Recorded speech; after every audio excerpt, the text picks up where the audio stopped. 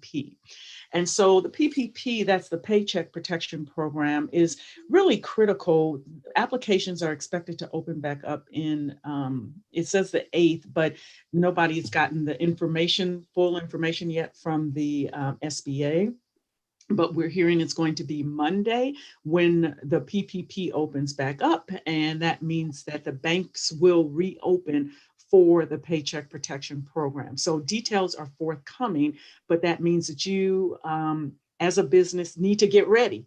You need to get your documents ready. You need to be ready to participate in all of these funding activities. And so that's the key. It's not just hearing about it. I think I heard the word doing something. And for the businesses here on this call, it is about getting your businesses ready and getting your documents in order so that you can participate in the funding.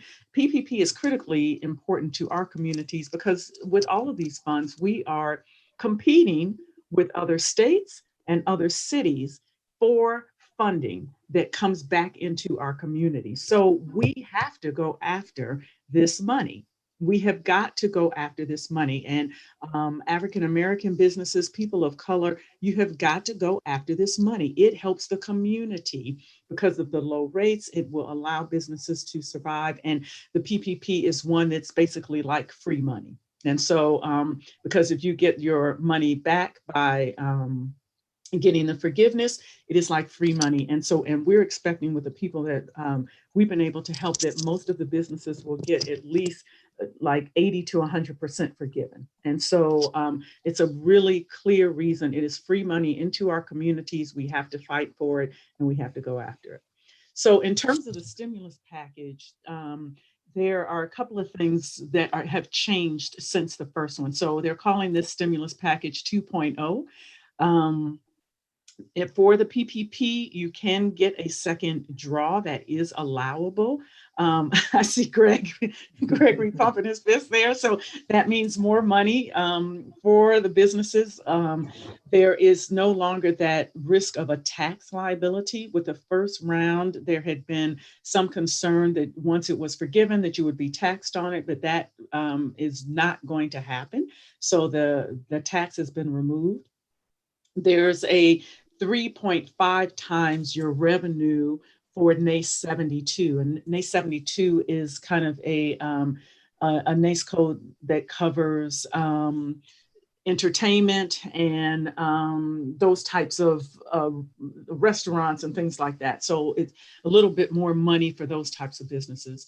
Then there is simplified application process. That's what we're expecting. Hopefully simplified forgiveness. They did that in the first version for businesses under 150,000.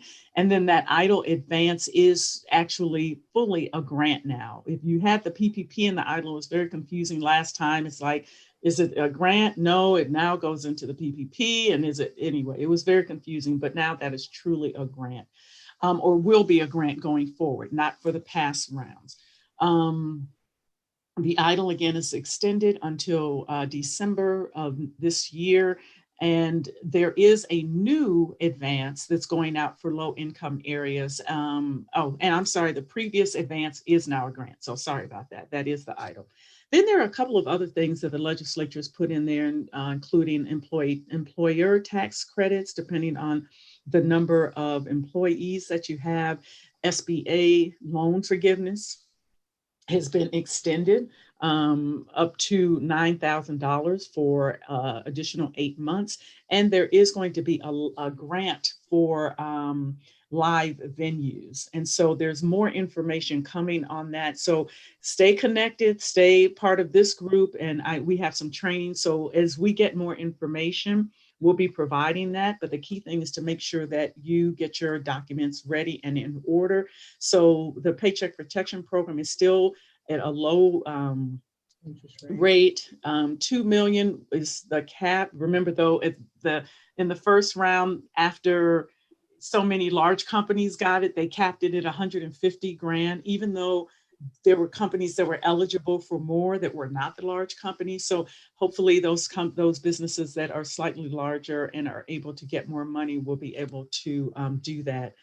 Then I wanted to make sure for those of you that did get the first round of PPP, we are still training on the loan forgiveness. So we have a workshop today at 2 o'clock. We're doing that every Thursday. In addition to every Wednesday, we're going through the details of the application process. So as we get more information, every Wednesday we're going through the applications and any hints, tips, things that you need to do that are more detail oriented than we have time for here.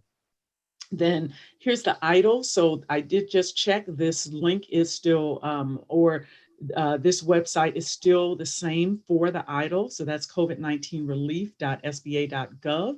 So please go on. And if you have questions, make sure that you can get some help. And then just remember, the idol still continues to be a very good loan when you compare it to like standard SBA. The rates are low, maturity is 30 years, it's deferred for a year, there's no limited collateral required, no personal guarantees, zero processing fees, which can really take a loan, take a big chunk out of a loan sometimes. And so just continue to consider those. Then one thing that is happening now is the California Relief Grant. If you have not applied for that, you should. So I want to know, put a little thumb in there if you have already applied for this grant. Your business, have you already applied for this grant? The California Relief Grant. Okay, thank Bianca, you're always on it. So, okay, I see one. Thank you, Bianca.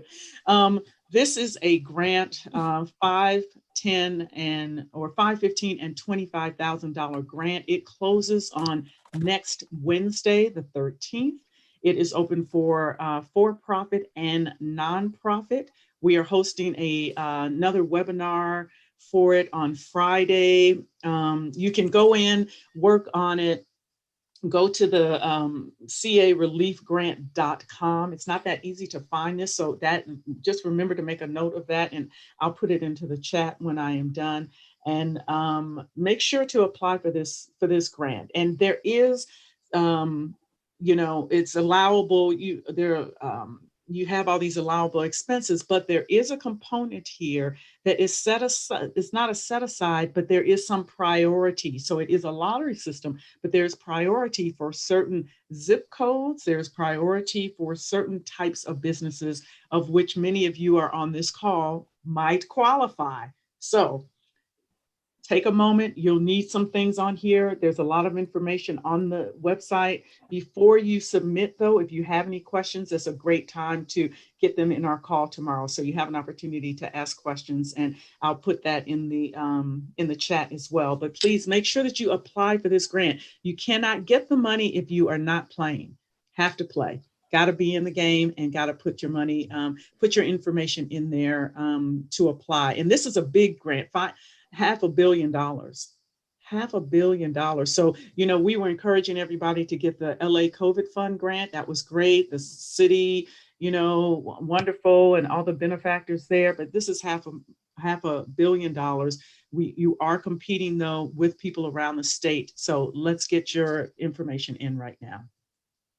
Last other one is this is People of Color grant. So this is one that PCR has with Wells Fargo, very good rate, and then fees are subsidized as well. There is a general one. It's not quite as good as this one, but it's still a very strong grant with up to $50,000. So we encourage you to participate in that one. So I just want to say, get ready, get help. There is money available for our community.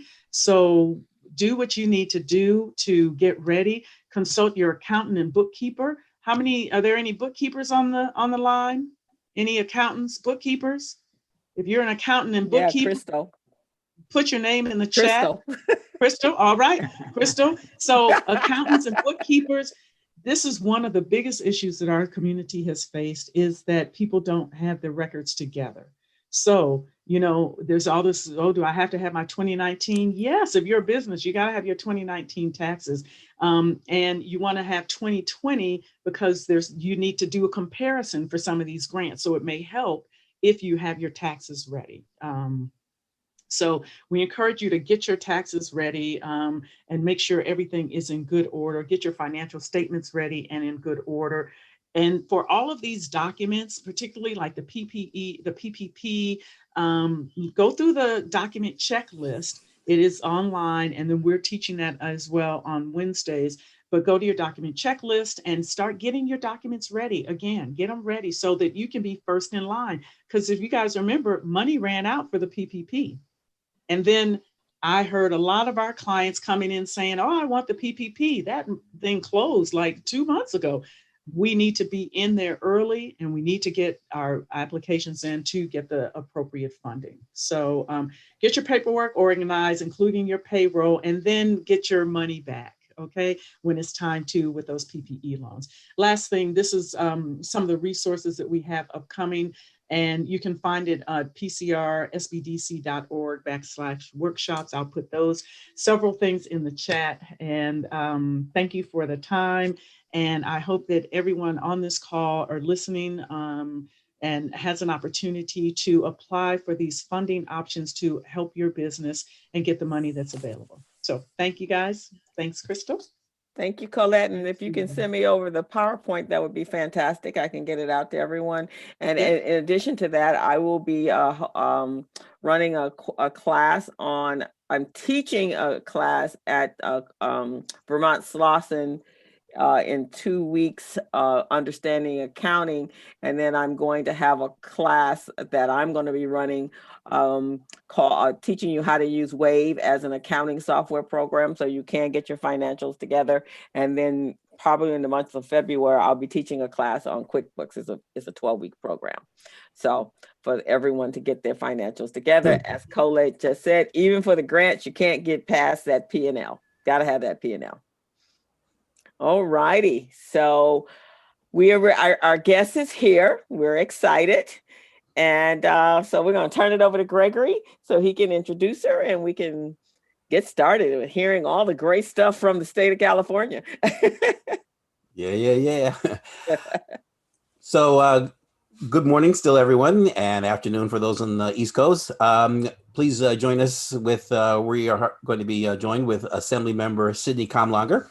She represents the 54th Assembly District, encompassing Baldwin Hills, the Crenshaw community, all of Culver City, Ladera Heights, Leimert Park, Mar Vista, Mid-City, Los Angeles, Palms, Pico Union, Westwood, and Windsor Hills. That's a large area.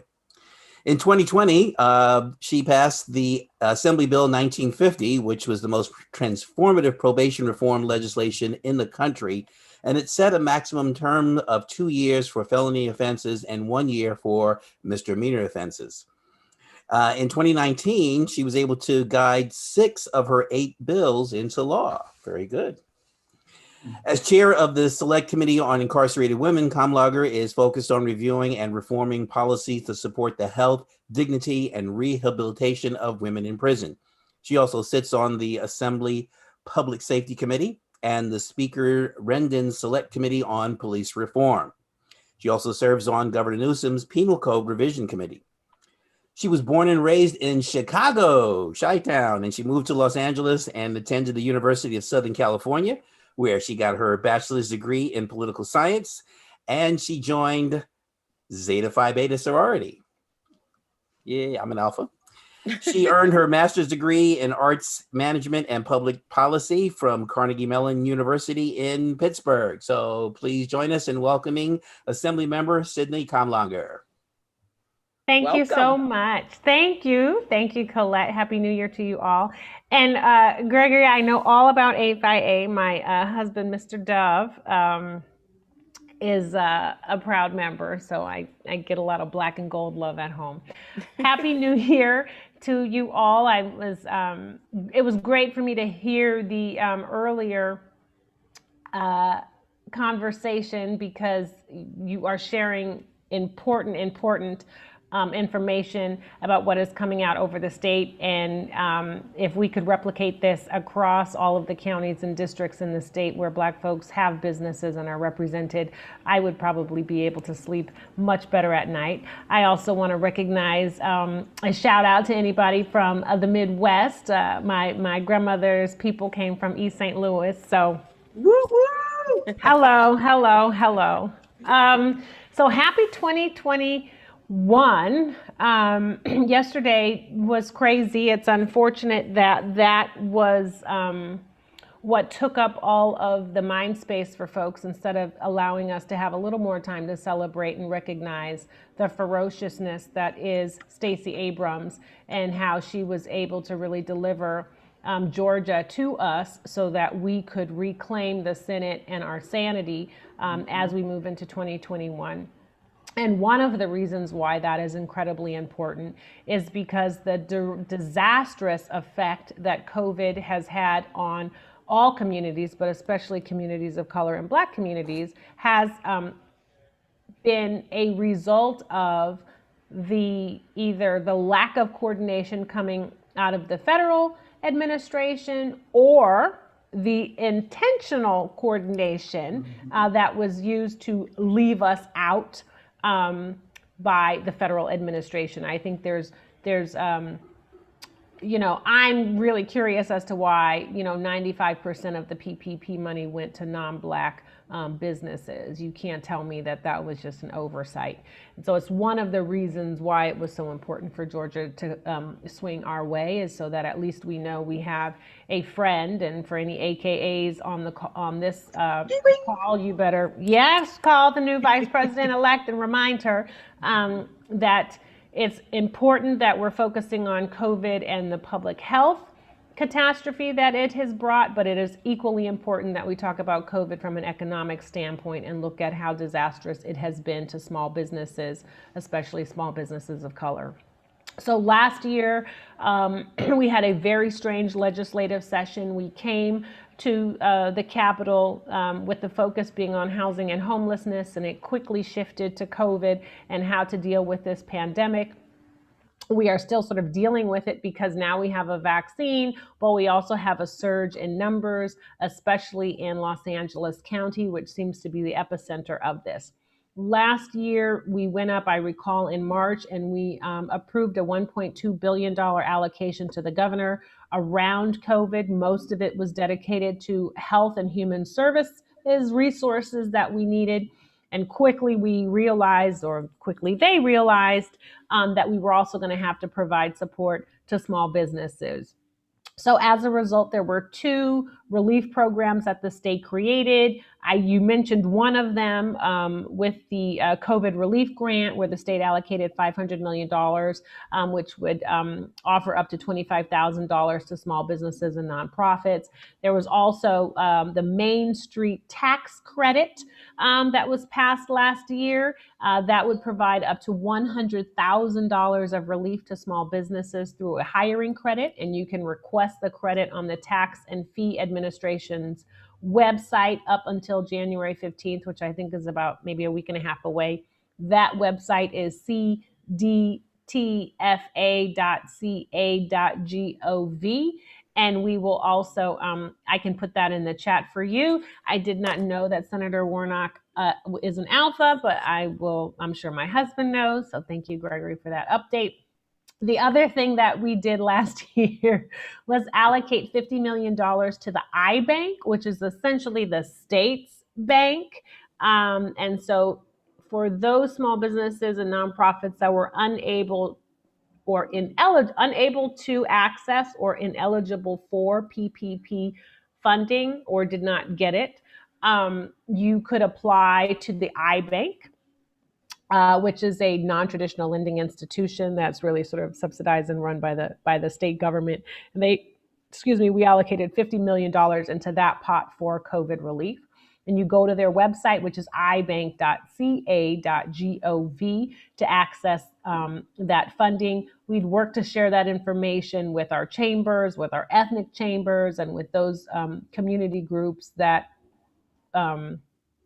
either act as associations or facilitators to nonprofits and small businesses to get that information to them. And we will be working to sort of re-up that financial ante this year.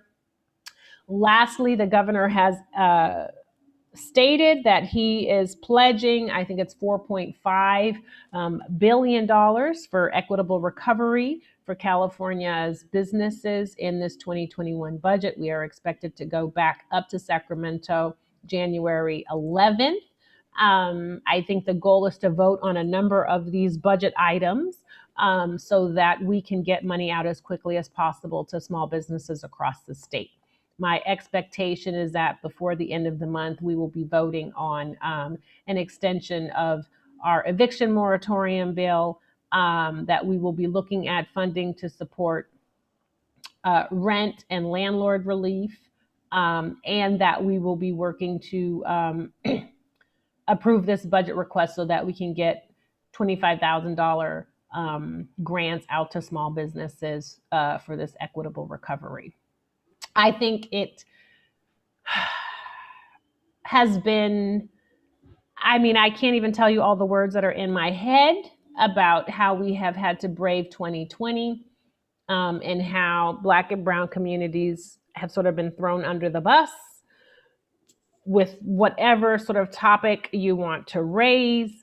And we also know that there are just so many challenges with starting small businesses and maintaining them and growing them. It's everything from just having the ability to tap into generational wealth to the discriminatory practices that we have to manage through with regards to credit and accessing credit and financial institutions, with sort of braving the challenges of managing cash flow when you're working with vendors like state and county and local jurisdictional vendors, where the reimbursements don't come as quickly as they need to or come with all of the red tape, to trying to be a good employer and working with your employees to keep them on board, to all of the challenges that come when you're struggling to survive and knowing that if you close the doors, it's not as easy as just shutting them down for about 4 days or 4 weeks or 4 months and then opening it back up as if nothing ever happened. And so as vice chair of the California Legislative Black Caucus, that's something that we have been stressing to this governor since the beginning of COVID, because we recognize that so many of our Black businesses are not just small, although they are not all small, but many of them are iconic and are really important to the communities that they serve and in which they're housed. And we know that once they close, it will be very hard for them to reopen. I will also tell you that there are challenges with the legislature when it comes to,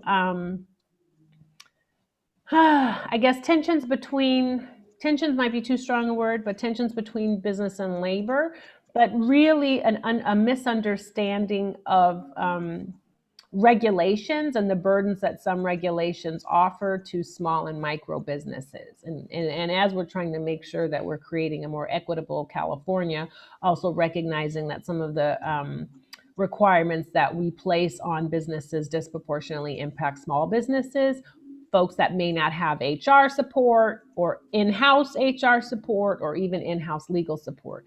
And so how do we work to offer a better coordination of reviewing legislation, making sure that they don't disproportionately impact small businesses, making sure that there are sort of opportunities for education, outreach, and compliance, so that we can have, a healthy revenue base that includes businesses that actually want to be here. So last thing I will just say is COVID and the vaccine. I think there's actually something happening today on Facebook Live about Black folks and the vaccine and things you need to know. Dr. Fauci is going to be on that. I think it's also co-hosted by the Links and the Divine Nine and a number of other nonprofit organizations. Dr. Carlisle and a number of other experts will be on there talking about what Black folks need to know about COVID and the vaccine. We have a rollout plan. We are in 1A now. There are tiers: 1A, 1B, 1C. 1A, essential workers, frontline workers, healthcare workers. 1B, elderly, sick, congregate care, pre-existing conditions, 1C, sort of non-essential, everyone else's. You can tell from the news, it's been sort of a cluster with regards to how folks are getting the vaccine and how it's been distributed across the state. I was actually on a call earlier today about that. I will say that there seemed to be a number of folks that were tone deaf regarding the skepticism that folks have around vaccinations in general. And this one, and I think people thought that if you just threw somebody with a PhD next to their name and they told you get the vaccine, that everybody was going to say, okay. And we tried to tell them that that was not going to happen, especially in our Black communities. And so now here we are. We do know that the lowest threshold number for herd immunity is 60%. Where we need to be is more like 75.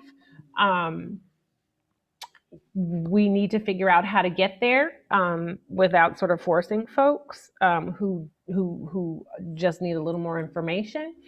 But the goal is to get there so that we can manage our way through, so that we don't have to continue to deal with the whiplash of closings and reopenings without the kind of support that businesses need. So I think with that, I will stop and answer any questions. How will the Prop 22 impact jobs in California? It's a question.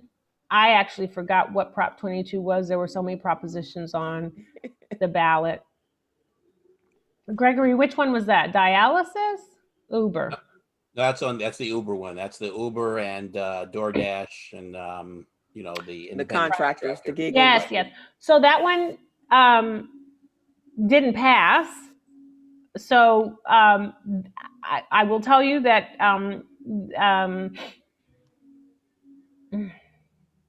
so it's not going to have, obviously, the concern was if it was passed that it would impact jobs in those gig economy industries in sort of like the delivery transport world.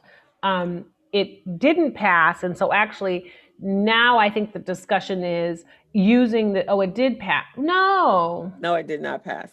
Yeah, it did not pass. Mm-hmm. So I think now the discussions are about how this illustrates this issue and paths forward for states across the country. There were a lot of things that didn't pass this past November that are giving people a pause. I have to say that I don't know,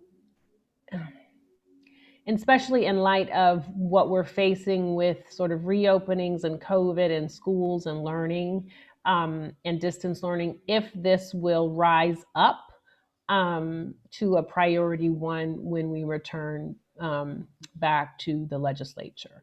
This was sort of the last gasp as a result of AB 5 that was passed and that has proven to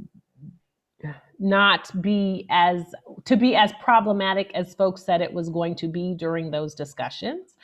And so what we will probably see is a continued rollback of AB 5 to provide extensions and exemptions for so many of the folks that have been sort of caught up in the web of AB 5 that don't really deserve to be there.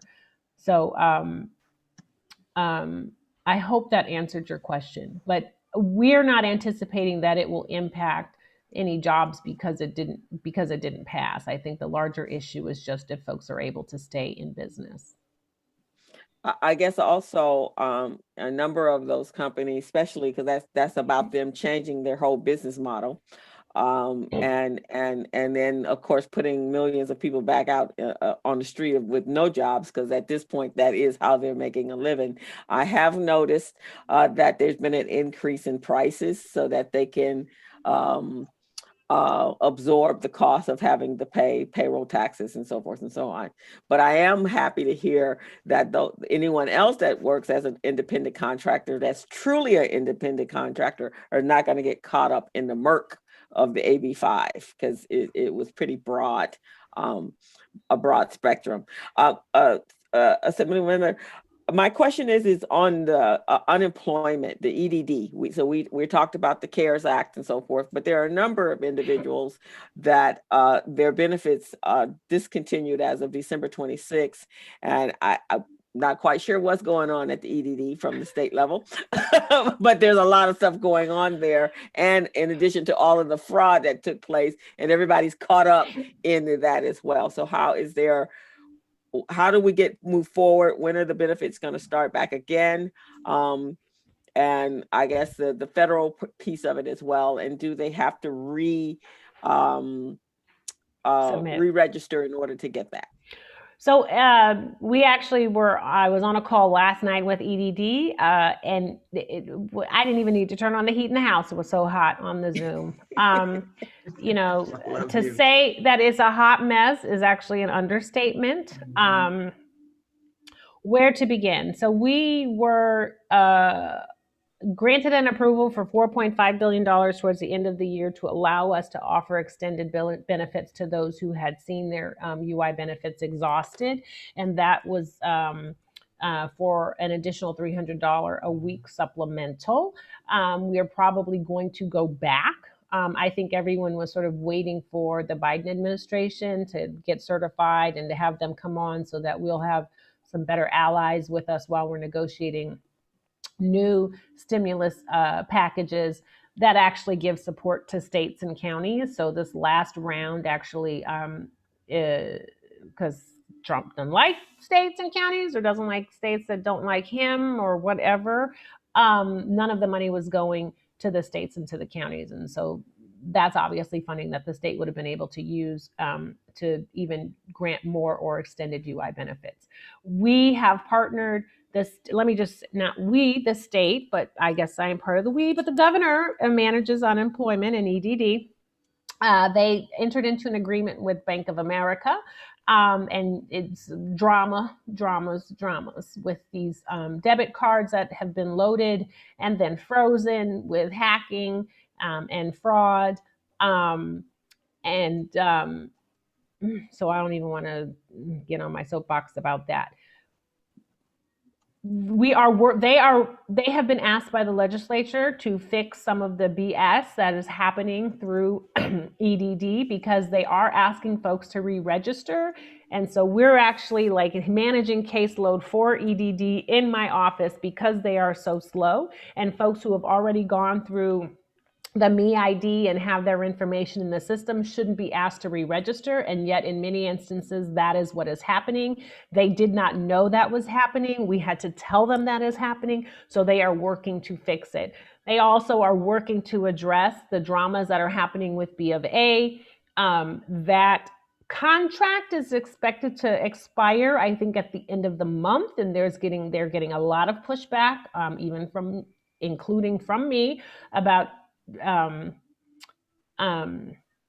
whether or not to re-engage with Bank of America or to end that contract now. I will tell you that they have loaded up these cards with the state's money and then frozen the cards and are still collecting interest on the cards that they are not giving out to people. I have asked what that number is. Everybody looked at me and had their eyeballs roll back, but I'm still asking for that money because it makes no sense to me that you have this huge institution taking our money, earning money off of our money, and then not giving our money out. So they know that they have a cluster there. They have brought a new director on to manage through that. She got an earful for an hour and a half last night, but we are pushing them to reconcile these grievances because now many of us who have, that have staff, we actually have a dedicated person who's now become an EDD representative to help make sure that claims are getting addressed. Sydney, hey, it's Robin Billups. I put a question in the chat box, and my concern is this.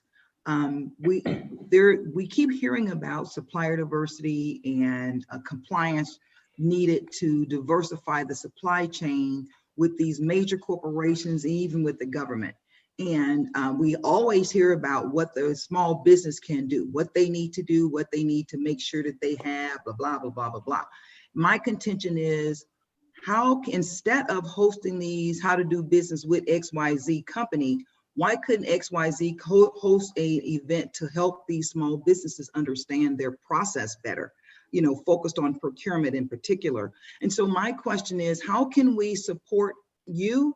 Because I know, I heard you speak at the GLAC C-suites, women in the C-suite, and you were so on point, so upfront, and very, very candid. And I really, really, really appreciated that. And that's why we wanted to invite you on. And we'd like to create a partnership with you, an ongoing partnership with you, because we know you will bring us some good information. But a lot of our constituents are business owners, and a lot of these companies have been around for a minute. And yeah, like with any other company, sometimes there are things that fall through the cracks. But when you have people who are ready to do business with these companies and cannot get an audience with the right individual, what kind of support can we look for? Because this group here is willing to put it out in the public and give folks direction and support that they need. Pacific Coast Regional and some other organizations, I'm a consultant, a lot of us are prepared to help these folks be ready. But if they go through all of that and they got all of the certifications and now they cannot get to the prime supplier who's controlling the contract on behalf of these major companies. How do I know? I entered supply diversity in 2006. And in 2007, I started to using the word supply chain inclusion, because that's what it's supposed to be. And so I'm going to be quiet because I get myself worked up about this kind of stuff. Well, go on and get worked up, because I'll be getting worked up with you. That's why you're here. I'll get worked up. I saw you worked up. I'm like, hello. So I saw that Debbie Lumpkin is on the call, and yes. I could be missing something, but I know Black Caucus worked really hard to make sure that she was appointed to her position, and it was about diversity and inclusion with our SB1 dollars, which is a huge bucket of money focused on transportation. The Black Caucus has been incredibly so the Black Caucus has been focused on Black business and procurement. We have a great chair in Steve Bradford, who comes from both the conservation world, but also the utilities and commerce world and the business world, as our new chair. And I think led the charge to make sure that we got a sister appointed to that position and make sure that it was Ms. Lumpkin specifically. And so as vice chair, he and I have been talking, and this is something that we, one of the pillars of the Black Caucus, there are two pillars. One is Black education, but the other is Black business and Black economics. And so we're sort of working on our plan for 2021 as new leadership as it relates to Black business. So I would actually love to let him know that I got the charge from y'all to get going and to come back to you all to say how we can work together and partner, because we have been really forceful with the administration about thinking outside of the box when it comes to sharing information. They tend to think that Black folks, go to this one church or participate in this one chamber or, go to this one particular restaurant. And if you just go there and talk to like those three people, then all of Black California will get the information. And so no, that's not true. And the groups that you may be working with are not necessarily the groups that are on the ground sharing the information, that have the trust or have a flexible, nuanced network that they can get the information out. So, listen to a sister. She kind of know. So so Bradford and I have been talking about this, and there's also been conversations about how to have a statewide procurement portal. This was also part of the discussion around Proposition 16, which failed because California seems to still not want Black folks to get ahead or just to have some equality when it comes to, being part of the procurement discussions. And so because that is still in place, we still have to be creative in how we figure things out. But I would actually love to take this back not only to Bradford, but in the next conversations we have with the governor's office to say, see, I told you so. And here are some people that you need to be engaged with directly. Because you can have a conversation about social justice all day long. If you're not talking about economics, then you really are not talking about social justice. Correct. And I have told everyone that the lens through which we need to be looking at solutions for our social issues has to be the economic lens. It goes through housing, it goes through education, it goes through criminal justice, it goes through healthcare, it goes through, community, public safety and survival. So if you're not talking about people's paper, then you're not talking about nothing. Yeah. So if you would allow me, I would love to be able to take this back to Mr. Bradford and to our legislative working group with the governor's office, and then come back to you all with some real sort of opportunities and asks. That's wonderful. That would be fantastic. And also, maybe our voices, our letters, our emails, our voices, we can, all of us represent an organization. I represent Recycling Black Dollars. We have a big voice in our community. Stephen represents the BBA. So if it requires that, we've actually put together a task force so that we can do exactly that. We want to get our word out and our message out, and to hear from us, the people that are the result of whatever decisions are being made, that they never ask us what we really need. They just kind of throw out something out there, and then it never gets to us in the first place. So however we can do that, we are here to do that. Amen. Well, we're so past this whole check the box syndrome, right? And people, the mission of this weekly briefing is for people to leave here with some stuff that they can go and do. What can we, once you hear this information, what can you plug into? What resources are available to you? How to utilize those resources and ask the hard questions within this comfortable environment where we can go and get any kind of subject matter expert. But in doing that, it's not just a commercial, it really is a call to action. And so Debbie Lumpkin is on here. Well, she's a sweetheart. She's one of my dearest friends. And Debbie, can you maybe take yourself off of mute? We're just going to give you a few minutes to say hello. And Debbie's going to be coming back. She's going to be doing a presentation for us in the near future. But Debbie, please take an opportunity to speak. Oh, no, thank you, Robin, so much for inviting me today and letting me know about it. Right when the assembly member mentioned my name, I was taking like a big bite of barbecue. I was like, oh my God, let me. But no, I'm really glad to listen in the conversation and also hear about what PCR SBDC as far as giving out the loans. It helps me kind of in my walk of life to be able to continue to share that information. I also, I would be remiss if I didn't mention like all the support the California Black Caucus and all the diverse caucuses have given me kind of in my role. It helps me in knowing I have a sounding board, knowing I have a voice, and it helps make my stick a little bit bigger sometimes when I need it. But just for those of you that don't know, I'm the Deputy Inspector General of Diversity. I work for the Inspector General. We have oversight over the California Department of Transportation.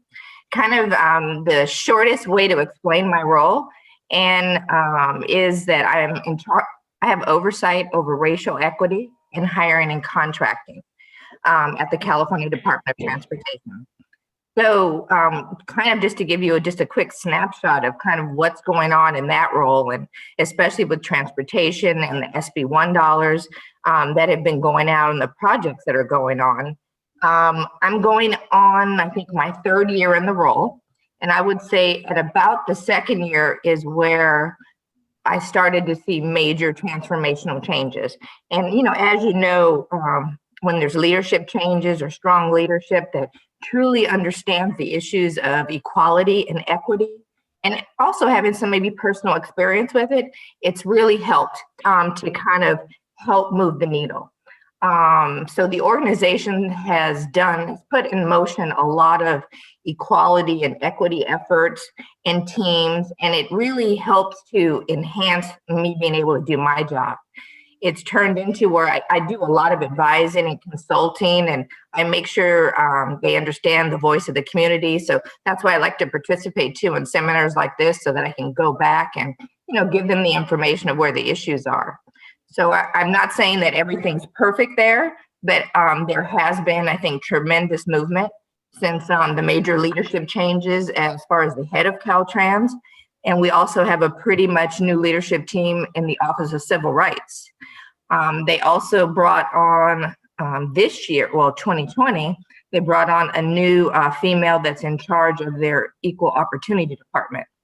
And so I'm very pleased with all of them, and they work very well with me. And we're able to, I think, leverage all the roles to really make a difference. Mm-hmm. So I expect great things moving forward, but it's going to take a while. That doesn't happen in a vacuum.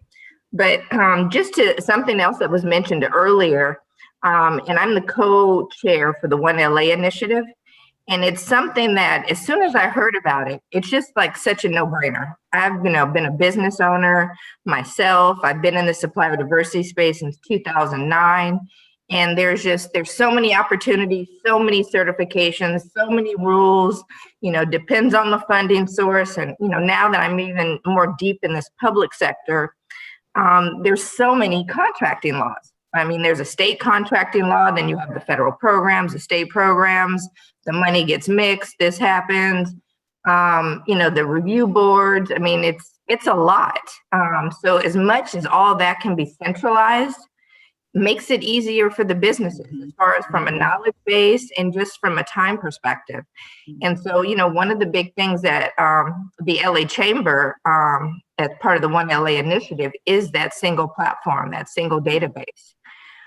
It's where you can go get certified. Say you're doing certification for one application, it'll tell you, well, you're 50% done doing this other one too. Do you want to finish it? So it makes everything like a one-stop shop. And I know everybody has their own databases and processes. And so this model lets you plug and play however you want. Like if you have a database or a place where you put your procurement opportunities, you can still share them on this site as well. So there's, a lot of different ways to play, but it's definitely something I think solutions like that is what we need to look into, especially with the Olympics and all these different contracting opportunities coming up. The more centralization of certification and contracting opportunities, that the better we'll be able to get our folks engaged. The challenge is, I think, just to add to what Ms. Lumpkin talked about, is that, we're always being asked to both be transparent, but then also to be accountable with the money. And so everyone wants to know, that there's no graph that every dollar is being used and the return is like, 60, 70% fold. And we're still, I think government is always going to be challenged with how to do that in a way that's still streamlined and efficient, and also doesn't simultaneously kick people out. We know that that's what happens. And so generally the only folks who stay in or get in are those that have pre-existing relationships with folks, or who have the capacity and the infrastructure to kind of manage through and find their way in. And so we will continue to need help from organizations and associations, from businesses like yours and associations like this, to figure out how to thread the needle. Because of course you want the dollars to go where they're supposed to go, but you also have to recognize that you can't tie everyone's hands and feet and blindfold them and then say, hey, here, do all of this. Yeah. Government tends to respond to anecdote, and you hear stories about fraud or bad stuff, and then the next thing you know, you got 15 bills popping up that are all about cracking down on that. And it may be a small percentage of the issues that are, challenging, but it gets a lot of spotlight. And needing to partner more and more consistently with our business partners to help folks understand that it may not be as prolific as people think, or there might be non-legislative ways to tackle it, is as important. Because I swear, I think we have too many bills on the books. And you have these regulations and not everyone knows about them, and not everyone knows about compliance, or not everyone knows when it comes to procurement, all of the steps that you have to go through, or the hoops you have to jump through. And many folks, just don't understand how we hamper. And so just wanting to say that to let you know that I understand and I hear you, and want to be able to build on this relationship, especially through the caucus, so that we can elevate these concerns, because I don't think a lot of folks in the administration get it. I want to thank you. I want to thank the folks like Debbie, because again, because you have experience and you're reasonable, I think my personal opinion is that finally, I think this whole public-private partnership across the board with the government will help. Because I think that when you look at RFPs and contracts and these bills, a lot of this stuff is from the 50s and the 60s and the 70s. Systems have not been upgraded, so they can't pivot quick enough. And then so they keep those same historical documents and just pile on, pile on, pile on. But it's individuals like yourself that can come in and say, you know what? I've filled out this application, or I've talked to somebody about this. I've seen this for myself. We need to clean this up, and we need to look more like what private sector does, because at the end of the day, it's just business. It's government business and it's public business, private business. But at the end of the day, this is still just business. It's still just procurement. It's still just contracting. And so we all know that certainly at some point, a lot of this stuff was to pile on in order to keep people misinformed, so that they get frustrated because they don't have the infrastructure to carry it, blah, blah, blah, blah. Again, this is my big soapbox about how can we help? What can we do to preclude some of the angst that an organization like PCR that's out here trying to really, really, really, really work with folks, but they got to jump through 59 hoops just to get $50,000, and they got to do $50,000 worth of work just to keep the money, And Right. so again, I just thank you. I thank what I call the new blood. I look at you guys and I'm excited about it, and I'm here to help, and we're here to help, because we know that we're not talking about for our benefit. We're talking about for our next generations, and they're not taking it. They're not taking it laying down. So we have to help bridge that gap so that we don't lose any momentum. So thank you for coming on today, Debbie. Thank you for your wonderful insight, and we look forward to working with you guys. We really do. Thank you so much. Thank you. I'm going to have to jump off in a minute. Yeah, Stephen Turner said, are there any plans for you running for the U.S. and or the California Senate? After yesterday, that's a good question. I know. Well, as y'all know, Alex Padilla was appointed the U.S. Senator. I was certainly one of the folks that signed on to the letter about keeping the seat African American. So we're going to keep pressing in case there's an opportunity for a second appointment. We know we have one other senator who actually isn't up for election until 2024. But you never know, there might be an opportunity. And so we have a number of amazing folks that, we agree as the Black Caucus who should be appointed. But I am running for the California State Senate, yes, seat 30. Fantastic. Well, we will definitely be behind you. We think you're absolutely awesome. This is Cheryl Turner. This is Cheryl Turner, and hi, I'm a member, and I'm also running for that seat. We both are. So I just want everyone to know that. Okay. I also have a quick question about the rental housing industry.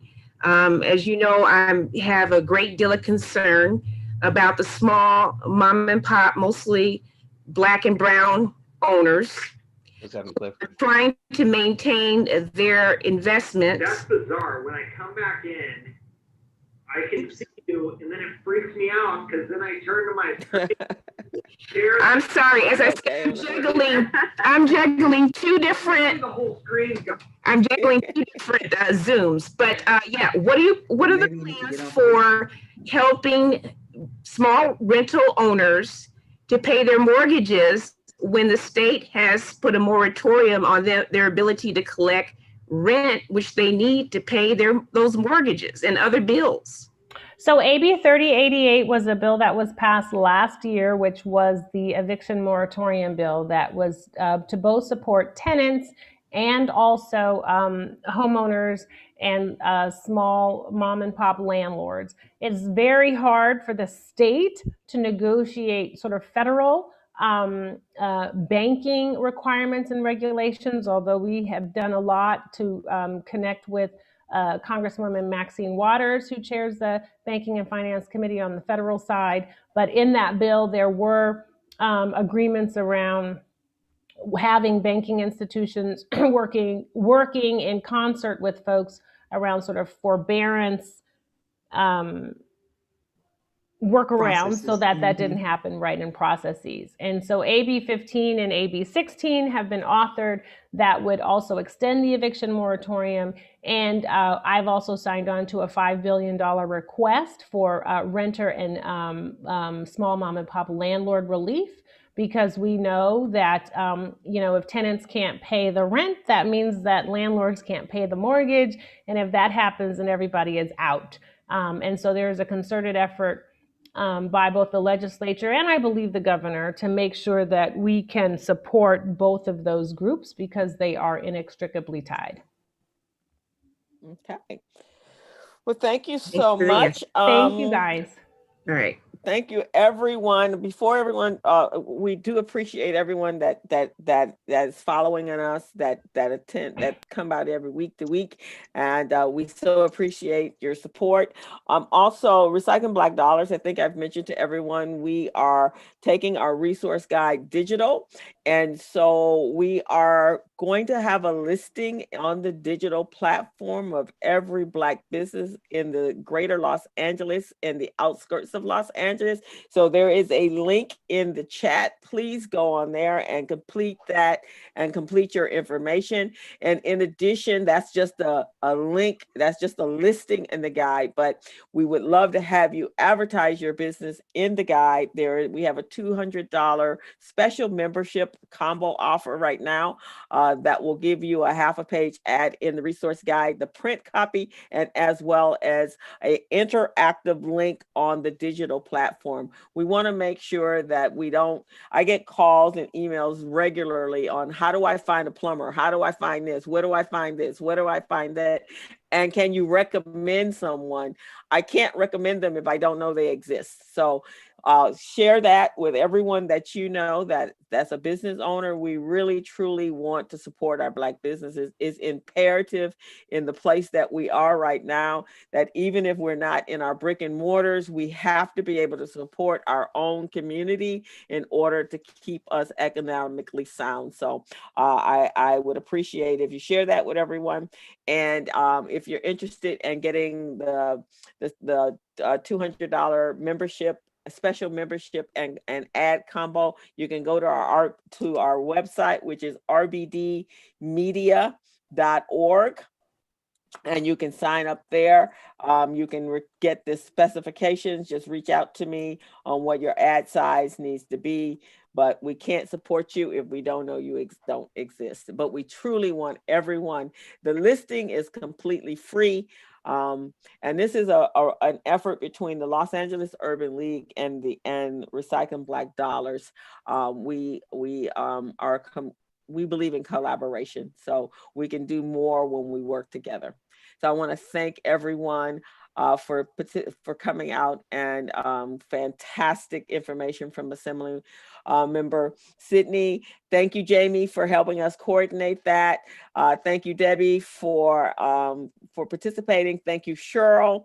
And I'm done. You guys, Robin and Greg. This is a great kickoff for 2021, and I'm excited about where this is going to go, and I'm excited about the information that we heard today. It's critically important that we have like-minded individuals on this show, and those two ladies in particular, I know Debbie well. They got stripes on their back, so it's our job to help protect them so that they can continue to do what they do. So again, thank you. This is wonderful. All righty, Stephen, you good? Greg? Thank you, guys. Have a great week. Be safe, mask up, social distance. We are in a surge right now, and I really want to see everyone every month, so I don't want you to get sick. I've had so many people close to me that has been COVID positive and struggling. So please be safe. It's a real deal. All righty. So we'll see you next week. Thank you. Take care. Bye-bye.